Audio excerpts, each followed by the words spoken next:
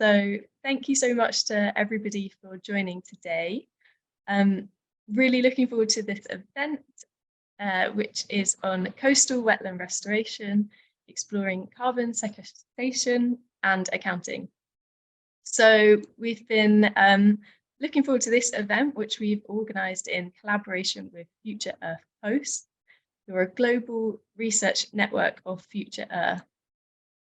This is a platform for translating sustainability knowledge into action, and it includes a number of United Nations agencies, intergovernmental bodies, and organisations such as the International Council for Science. We'll post a link into their website in the chat if you'd like to find out more about Future Earth Hosts and get involved. Just to briefly introduce this sort of session and the project that it's part of. So this has been organised as part of our Turning the Tide Systems Thinking for a Sustainable Ocean project at the Institution of Environmental Sciences. In the chat as well, we'll share some links about the project for anybody that would like to find out a little bit more and to stay in the loop about our future activities. Okay, but without further ado, we're really pleased to be joined by two speakers today. And I'll introduce them now. So firstly, we're going to be hearing from Professor Chen Xuechu, who's a professor at East China Normal University. Professor Chen mainly conducts theoretical and technical research on the restoration of coastal wetlands and control of harmful algal blooms.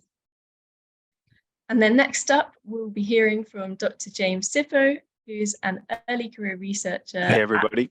at the University in Australia, who is focusing on the carbon cycling in blue carbon ecosystems. So after both of today's presentation, each speaker will present for about 15 minutes. There will be a chance for your questions. So please do submit these into the Q&A at the bottom of your screen at any point during the presentation. Let us know if your questions are directed to a particular one of our speakers.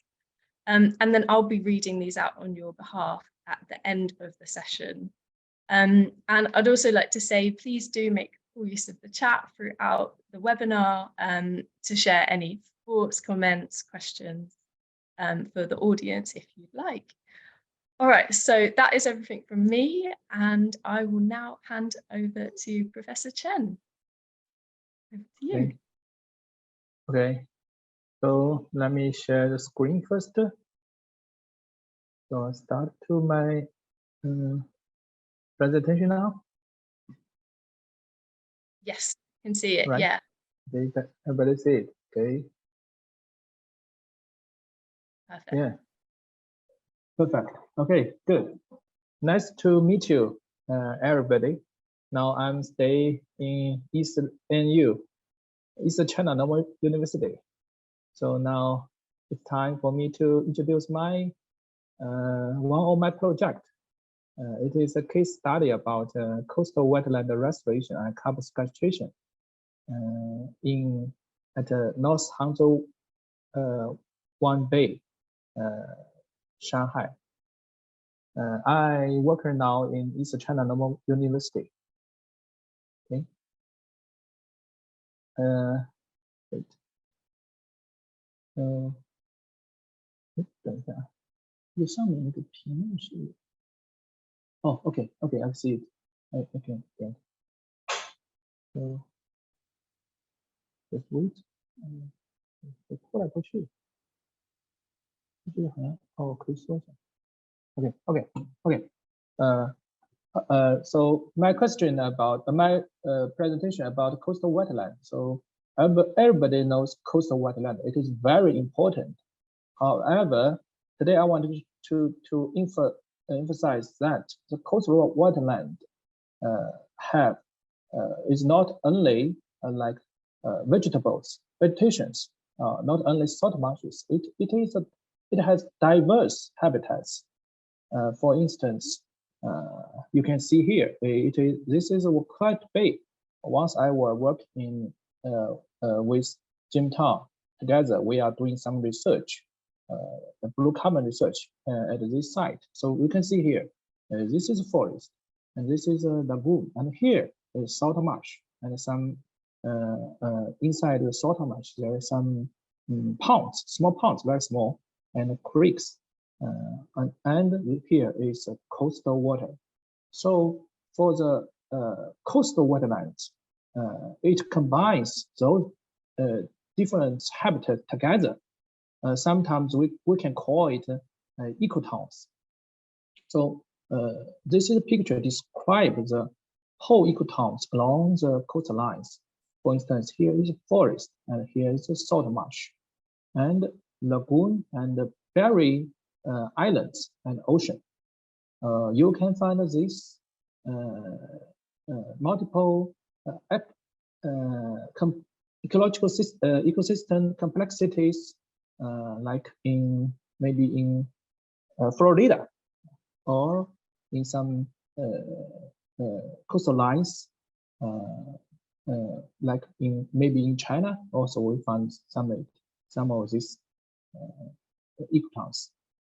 And so for the multiple habitats, it is very important that those multiple habitats can apply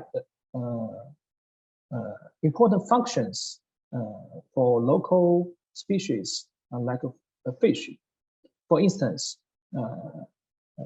the fish flow when there is a high tide. The small fish flow into the wetland with the tide, the small fish, and then it stay in the salt marsh. Usually it is living in the ponds and stay there for several months. And then they can have their foods, eat their foods there and grazing there. And then after that, when they grow up, they will leave the wetland and into the coastal waters. So it is important that the multiple habitats should be connected. And another thing is that those multiple habitats can provide important ecosystem functions. So today I wanted to discuss, to show you that the habitat diversity, so the multiple habitats, is very important for the coastal wetland restoration. If when we do some restoration projects, it's not only to restore the salt marsh. We have to rethinking about the habitats. So there is some research about its habitat diversity and ecosystem multifunctionality. Those research showed that when the habitat diversity increased, the functioning, the ecosystem function increase significantly. For instance, like carbon cycling, nitrogen cycling, and planetary productivity. So today I want to show you a project that we done in Shanghai, North Hangzhou Bay. This is a site that is our restoring site before restoration. So it is the year 2015. Before that, the local people that built a dike here.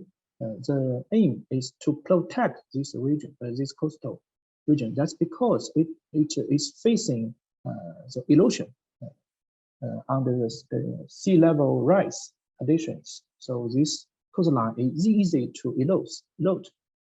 So they built a dike here. However, inside those area, the salt marsh was disappeared, and the tidal range was restricted. Tidal were restricted. So what we do is that to restore the wetland here, So now you can see here, inside we restore the wet salt marsh here, salt marsh, you see salt marsh, and some salt marsh here. And also we rebuilt some pond and some island, even some island inside. So it is kind of ecosystem complexity. And meantime, we want those wetland, coastal wet, those kind of wetland can help us to do something. One aim is to purification the water from this area. Now this area is used for this is sand beach. So now this area is used for people to relax, to swimming here. So, but the water quality is very important for local people. So the government want us to want this usement to use this wetland to treat the water from the pond. So we pump the water from here, and then the water flow into this small pond first, and then flow into the wetland. This wetland we called subsurface flow wetland, and then into the pond 2, and then here is salt marsh area, and then is preset for local bird to settle. And after that, the water flow back to the this large pond. It is kind of lagoon. Okay. So here, the function of this area is purification and revegetation. Here is we want to use this area, keep human away. So we want this habitat for resident birds. And in the winter, the local people will not go to the swimming pond. This is pond, the lagoon. So it was left for the migratory birds. You can see here.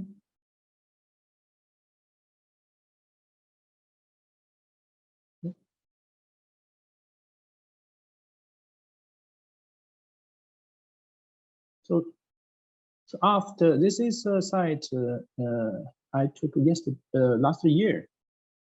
You can see here December 11th. So you can see here there are a lot of birds that fly into our lagoon.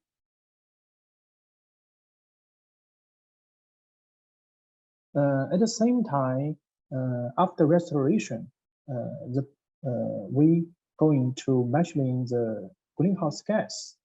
We want to do measurement. Those measurement is to see if the wetland or the restored wetland or the plants that can absorb more carbon than the natural ones.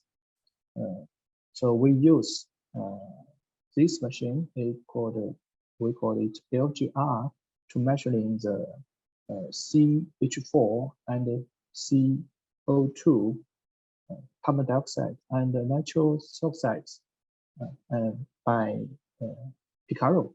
So those two instruments. 怎么了？哦，看不到，不会吧？哎，看得到吗？是被挡住了是吧 ？See it?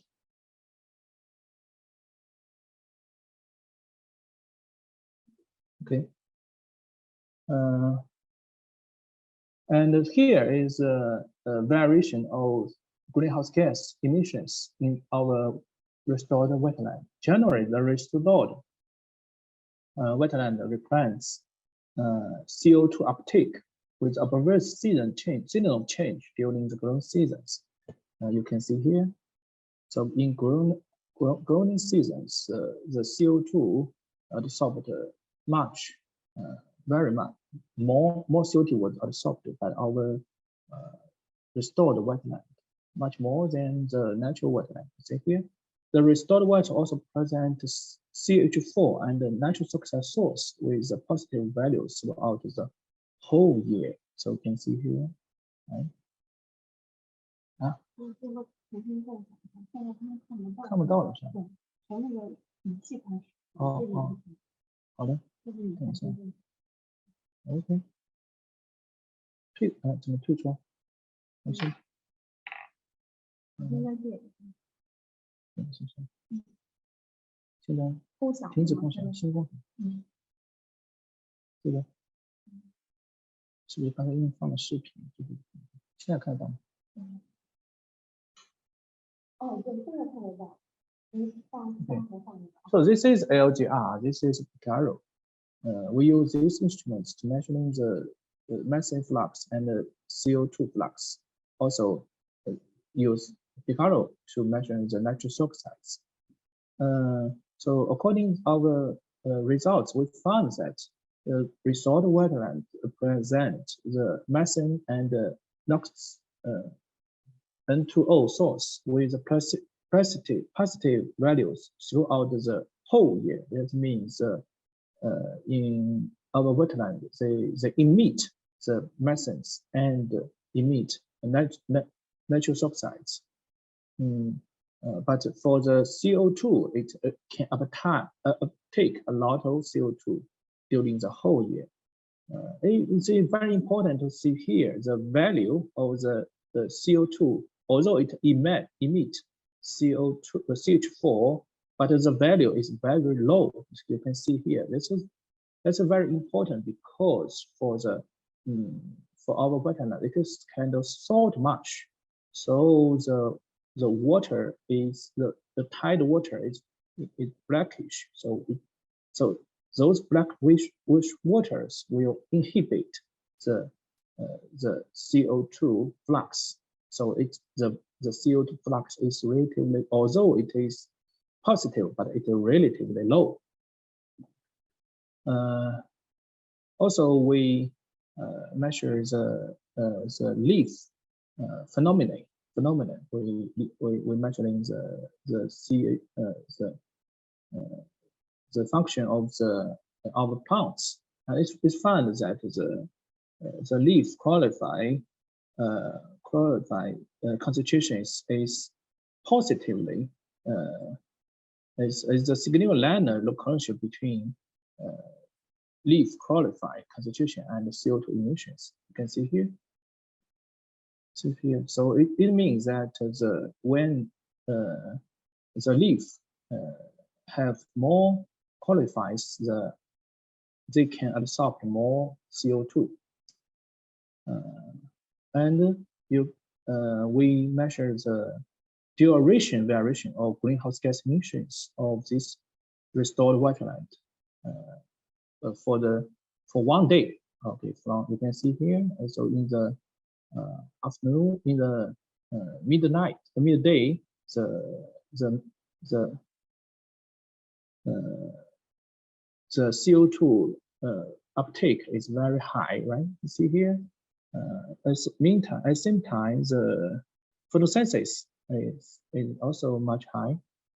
So there is no obvious change of CH4 emissions during a day, indicating the light intensity may not a key environmental factor for CH4 emissions in restored wetland.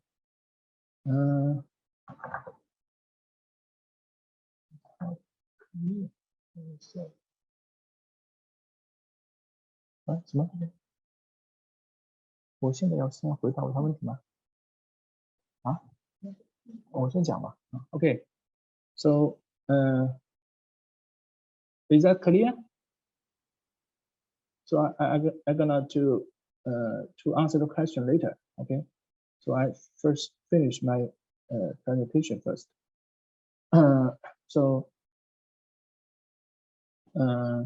And we combined our the result from the newly restored wetland, Yingwuzhou Wetland, and with the combined with the natural wetland at Fengxian coastal areas. It's here, not far from our wetland, about 20 kilometers away. And the it seems that the seasonal variation of this SWG in the restored wetland and the natural wetland is very different. In all, the seasonal restored wetland, it can absorb more than 10 kilogram CO2 per square meter per year, but for the natural wetlands, it is only about a half. So the results show that the restored wetland had a strong ability to restore the greenhouse gases and slow down warming effects. So people will ask why the newly restored wetland has strong abilities than the natural ones. So we going to do several other experiments. It shows that that's because the effective environmental engineering measures, for instance, we alter the species compositions and the water flowings. So by those manipulation, we had a significant potential to increase carbon accumulation and provide a new efficiency strategy for mitigating climate change, and that can minimize CH4 emissions and maximum CO2 uptake. So after we found those results, we are going to think another problem as the coastal area, the coastal water in those areas usually under eutrophication conditions. So the nitrogen in the water is very high.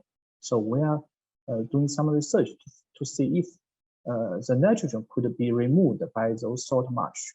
So the results show that yes, our salt marsh have the ability to remove nitrogen when the high tide, the water flow into the wetland, and the nutrients will remove, nitrogen will removed by salt marsh.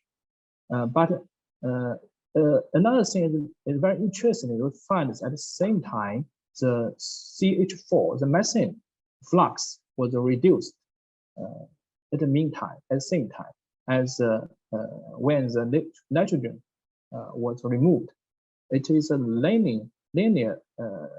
You can see there's a linear relationship between the methane flux and the nitrogen removal. So it seems that the restored wetland can simultaneously remove nitrogen and reduce CH4 emissions. Now we are going to do more research to find the reason. Why? So one of the results shows that this is due to the demo process. So for our results shows that the restored wetland can accumulate more carbons, uptake more carbons. Not only this is not only one of its abilities. It can also provide habitats for shorebirds.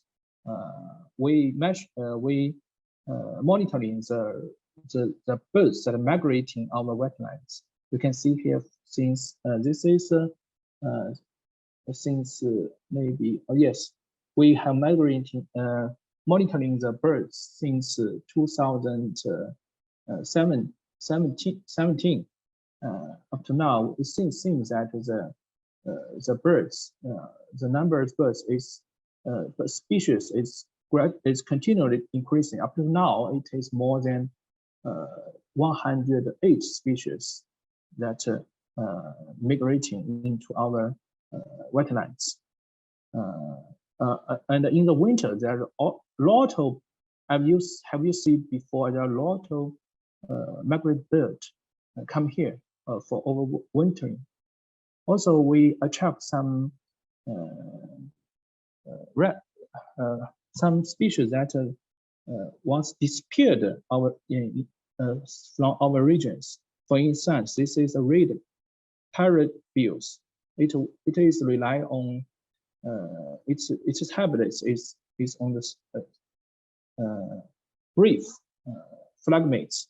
So, but along the coastlines, we, according to the human intervention, the reefs are disappeared. So we restored here, and we protect this salt marsh, and we find that these birds is come back. And also we're doing some research to see if the habitats, the multiple habitats, or the habitat complex can help to attract more birds. The result showed that we have two different sites. One is the habitats that with high degree of separation and low patch connectivities. It is here. And on the north side of south side of our wetland, those habitats are kind of like this, a low degree of separation and high patch connectivity. So we are monitoring according to our monitoring results on our monitoring, we found that the restored coastal wetland with low degree of separation and high patch connectivity can attract more birds. So it is very interesting results. Now we are going to continuously monitoring those areas and to find why. Also, our wetland now are becoming a place of interest. It provides green space for local people. People can enjoy the view of wetland here, and also we organize a lot of nature education activities. This is very it can help a lot of people, especially our children. So for the case of our study, I want to say that the value of education, ecological restoration is high in the time. So so for the restoration, the first step is restoration of the structure, or reconstructing the structure of the wetland.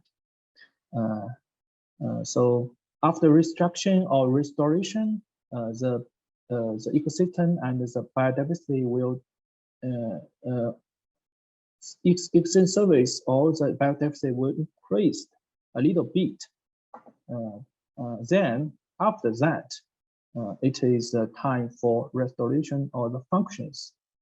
So before the restoration of the functions, here is a time for human intervention. But after that, so we have to left it for nature. So this time is for natural erosion or natural restoration. So to my opinion, so the restoration combines those processes together. And as you know, it is very famous saying that Mother Nature is Father Time. So we are going to say what will happen in our wetland. For instance, this is a picture I've taken from a tower in the Yingwuzhou Wetland. So you can see here, it's a time when the wetland was restored. First, about maybe about it is about 5 years ago, right? And then you see here in 2021, about 3 to 4 years later, you can see here, and you can see here is a small island here. There is no plants, but after that, in these 3 years, there are a lot of phlagmites that migrate into these islands. So into these bare islands was become a very good habitat for local birds. And we found a lot of birds that are hiding in these areas and make it as their home. So those birds that are living in these islands, you can see here, it is it's a mother birds, and this is baby birds. You can see here. So so after that, they can stay here, and it can grow up, and when this I think maybe this mother will afraid of human, but for him maybe for this baby birds, when it go up, and maybe they will love this place and will not afraid of human. Thank you. Okay, I just left the Sippo. Okay. Thank you, Professor Chen. That was a great talk. I look forward to hearing the questions. And I'll just share my screen. Okay. Okay. Thanks for being here, everybody. So tonight I want to talk briefly about blue carbon cycling, and then I want to talk about a blue carbon method that we have developed here in Australia last year in 2022. So without further ado, coastal carbon cycling. Why are we excited about this? So I think this picture that a friend of mine took a few years ago sums it up very nicely. This is in Northern Australia, that these ecosystems, in this case mangroves, are at the interface between the atmosphere and the ocean and the land, and they're naturally sites of intense biogeochemical cycling. And these waterlogged soils and the role of salt water means that they have a unique chemistry, and that the carbon cycle is unique in these ecosystems.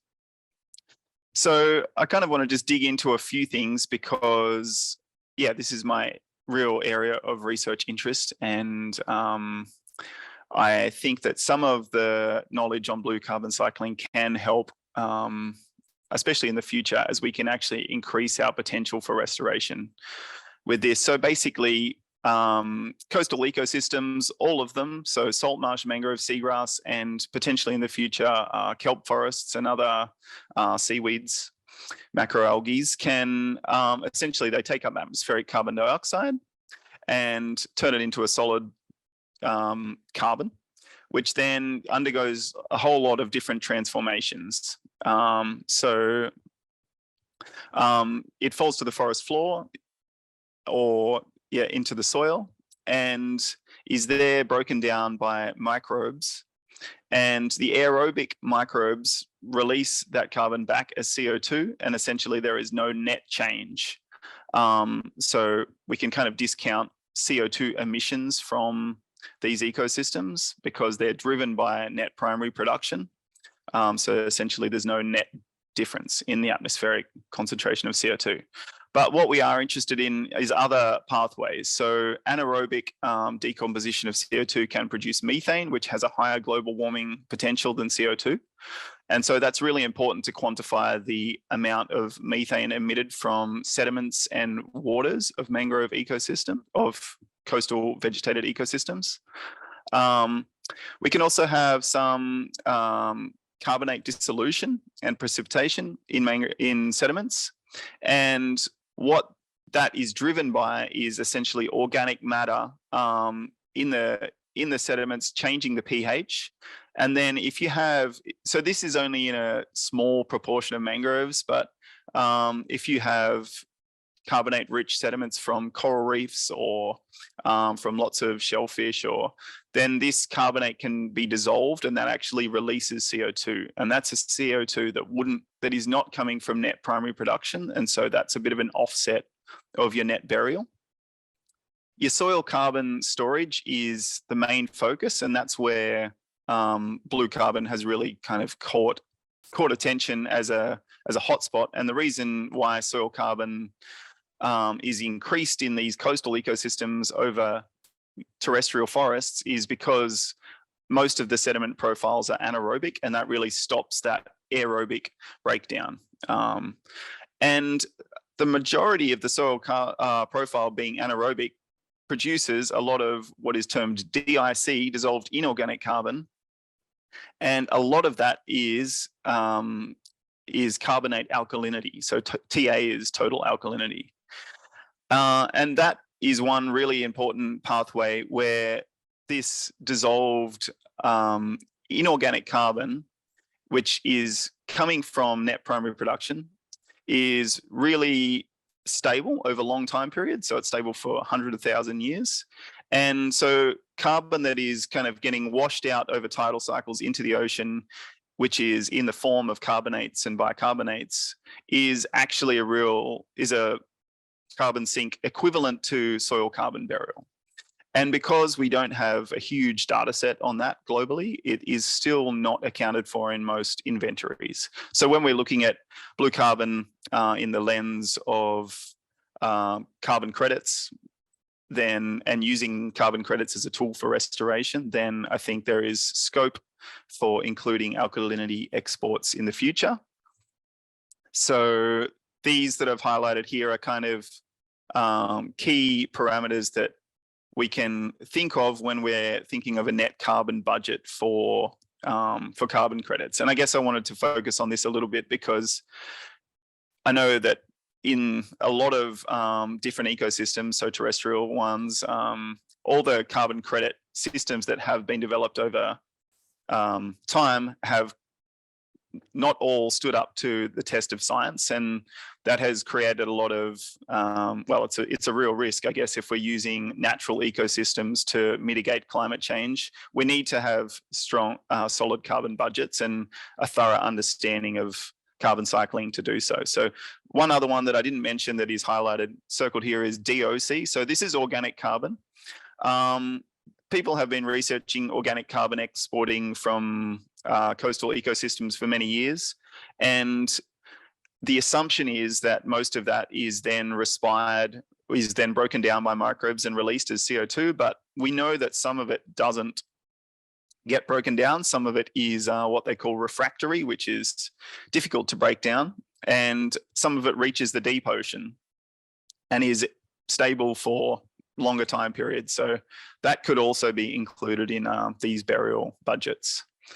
So this slide, I guess on the left, we have the current blue carbon paradigm, which is that we have living biomass, living plant biomass, soil carbon, and the exchanges of greenhouse gases. So that's kind of how current carbon budgets are put together for carbon credits. And then what I've highlighted on the right-hand side, which is potentially what could be included in future carbon budgets, includes alkalinity exports from blue carbon ecosystems and deep sea organic carbon burial, potentially. So food for thought there.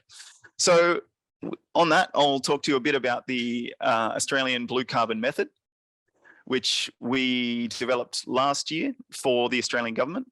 And basically what it is aimed at is, in Australia, we have a lot of coastal land which has been historically drained. It's been drained for agricultural land. So this image on the left was sugarcane farm for a long period of time. It's close to the coast. It is within the intertidal zone. However, it has gates stopping tidal intrusion. So and drains cut into the landscape to get fresh water off the landscape and to stop salt water intruding. And it's been farmed for a long period of time and it's really degraded. So now low production. And there is a lot of this kind of land in the country. So in an effort to mitigate some of the emissions on a national scale, the Clean Energy Regulator, which is an Australian governmental body, kind of facilitated the Australian research community to develop this method. And the method development was led by Professor Kath Lovelock from University of Queensland, who is an amazing researcher. And the photo on the right-hand side is a mangrove forest in a trial plot within this same area. So what you see on the left could potentially become what we're seeing on the right within 30 years. This is the team that got involved in developing the method. So researchers basically from institutions all around the country and in every state. And And it was a really exciting project to be involved in.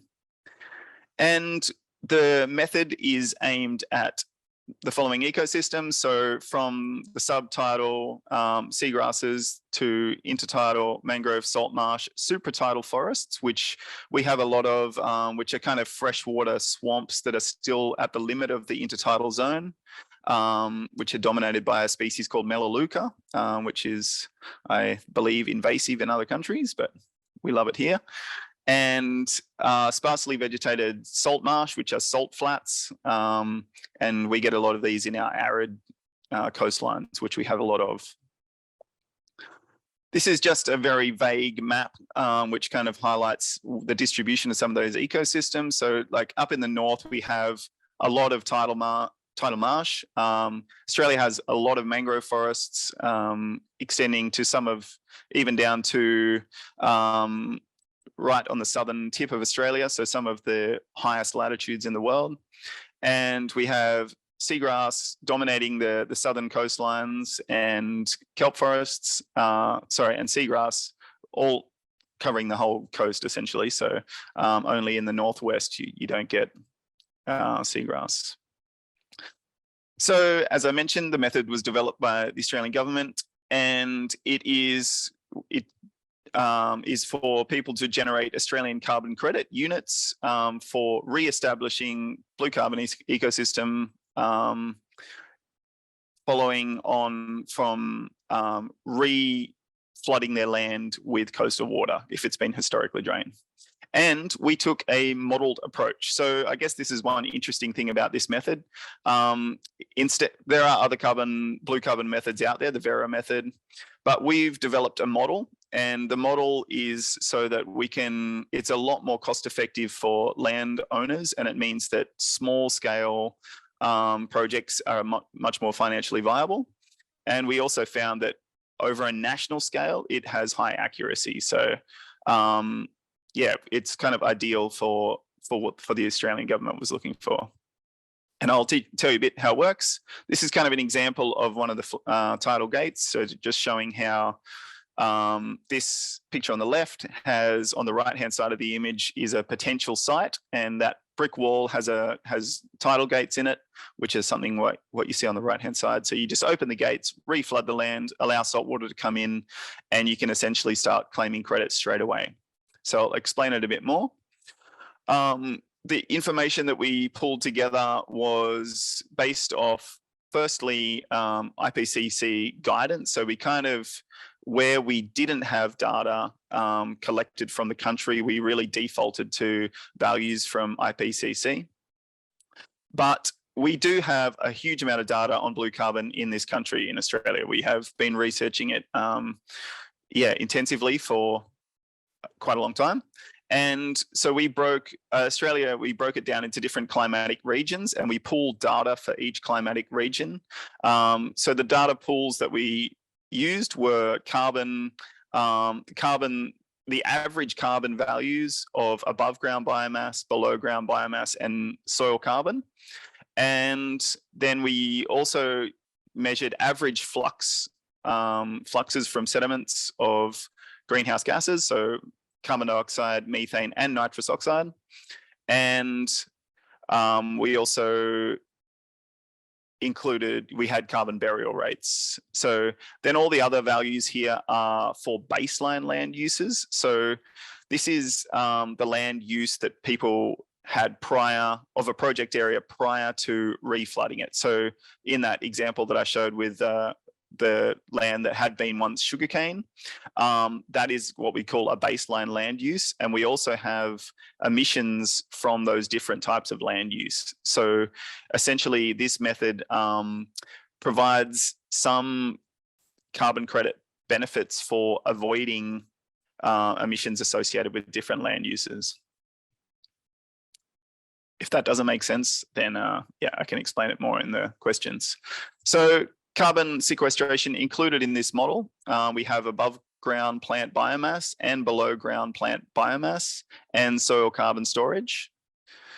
And I guess this gives you a bit more of an explanation of the avoided emissions. So in this upper figure, you have a bund wall, which is stopping seawater coming in, and we have a crop here.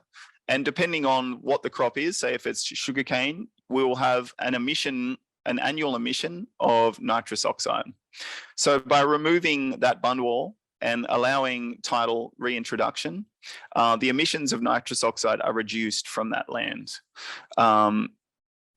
And carbon accumulation will commence with the establishment of a blue carbon ecosystem. So we can essentially model, the model will calculate the avoided emissions, and then as soon as blue carbon vegetation starts to grow on the site, then carbon sequestration will automatically be accounted for. So we also take into account any fuel, any emissions that happen converting the site into for the method. So, for example, the removal of the wall will generate emissions. That's taken into account, and also this is what we call ecosystem transition emissions. So emissions from vegetation as it is flooded. So if it's sugarcane, you wouldn't expect much emission of, but there would still be some, and that is accounted for. But for some vegetation, so if there was kind of like if it was coastal forest and that was flooded with seawater and it all died, there is going to be a loss of carbon dioxide from that. And so that's accounted for in the model as well. So essentially, abatement is calculated using an Excel-based tool. So that was kind of my main project, was to develop this Excel model. And it's quite simple to use, and it's available on the web. You can look for it by searching for the Australian Blue Carbon Method. And the blue carbon calculator is there. So there is essentially a calculator with values unique for each climate zone in Australia.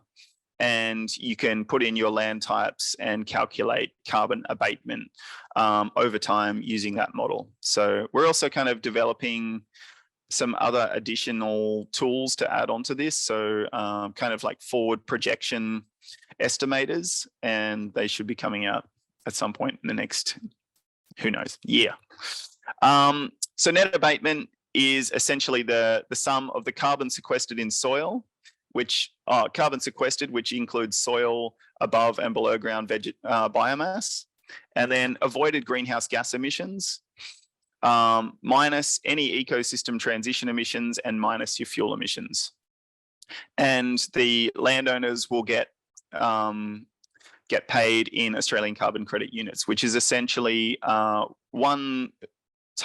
calculated, one credit is 1 ton of carbon dioxide equivalents, which is the same as other carbon credit methods. So this is kind of just a link to the website if anyone's interested in looking up. That's the government site.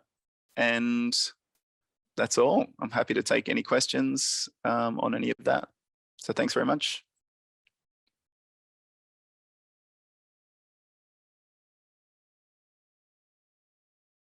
Brilliant. Thank you so much, James and Professor Chen as well. Yeah, it was really fascinating to hear from both of you about the work that you've been doing on very very different types of coastal restoration. So thank you so much. We have run a little bit over on time, unfortunately, but there's been a couple of questions in the chat. So I think, yeah, what I'll do is I'll ask the ones that have come through. And then we'll probably have to wrap it up there. That's okay. So I'll start with the first question that came through. So this was for Professor Chen. So somebody said, it's not clear what you restored in the wetland and for how long. Did you bring back plants or just the hydrology? Okay, I'll show you the slide again. Okay. So for our wetland, you can see here. So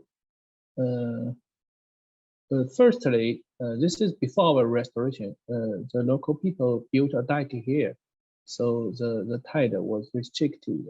And what we do is for those areas, we're going to restore this area. So, but we have to restore not only the phytoplankton, phytoplankton.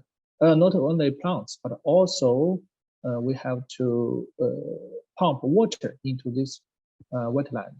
So this kind of although water is pumped into this wetland, but not like tidal water. So it kind of water pumped into the cisterns, and then after that you can see here there's a dam here, and it was we have one dam here and we have another dam here. So there are two dams in these regions, these areas, and we after by the control the water flow and by control the dam, so we can make a tidal flow for these areas. And for these areas, it's only continuous flow, water flow. So we are going to measuring the difference between the continuous water flow and the tidal flow for its effects on the greenhouse gas emissions here.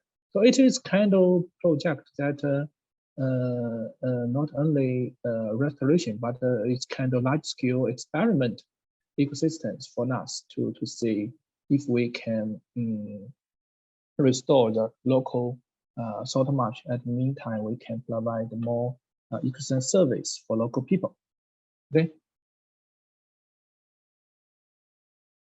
Oh, great, thank you so much. Yeah, I hope that helped to answer the question. Okay, so we've had a question come through for James. So somebody's asked, so there are conflicting priorities between necessary climate and wider ecosystem service restoration and addressing food security challenges. How can we combine food productive with carbon sequestering landscapes? They've said that they're strongly on the restoration and regeneration side of this debate, but frequently encounter this challenge from farming interests. I mean, it's a great question. I guess I see carbon as just a financial tool for restoration, you know, and the benefits of carbon sequestration for natural systems is a bit of a drop in the ocean when we look at the scale of emissions. So I guess my personal motivation on it is really for things such as the many other benefits that blue carbon ecosystems provide, such as food production. You know, they're amazing ecosystems, and that carbon is driving food webs, as Professor Chen was talking about with the birds. And, you know, I think they do just go hand in hand, you know. So I think using carbon for restoration, is just a great tool for increasing the funding. And there's other platforms, so methodologies such as the in vivo method, which is kind of much more strongly focused just on the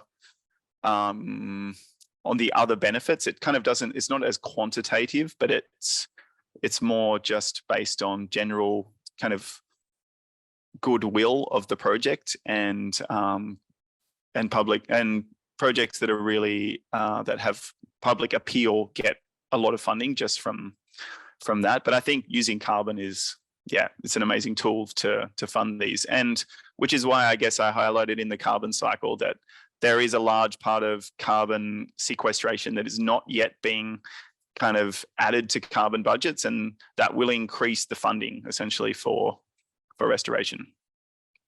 Hope that answers that question. Brilliant, thank you so much. So there's one other question which I was wondering if you could answer very quickly, James, before we wrap up the session, because it's kind of follows on from what you were just saying. That last question. Yeah, so I'll just read it out. So with the different methodologies being developed for carbon accounting by different organizations, will this make it very difficult to conform to the global standards, for example, those proposed by the IPCC? Look, it is definitely a challenge. And I guess, you know, this method was developed very carefully and does align with the IPCC. And I think it's a very thorough method partly because we had so many blue carbon researchers developing it, you know. It wasn't developed in kind of for business. It was really developed for rigorous science. But it is definitely one of the challenges, all these different methodologies coming out, and the average user has no idea on the validity of them, and will probably just go for whichever one pays the highest price kind of thing. And so, yeah, look, when we are tackling climate change, we need to have rigor, and this is, I guess, one of the challenges. So I do like this modeled approach because it reduces. So there's, the other approach is that for every study site, every restoration site, people go and have to do the science there, have to take cores and then kind of estimate carbon sequestration that way. But the amount of work and the amount of error potential is also quite high in those approaches. So by using all of the literature, so using, decades worth of research to know what the average forest or the average, meadow will sequester, I think we can actually have a better idea of what the real sequestration value is.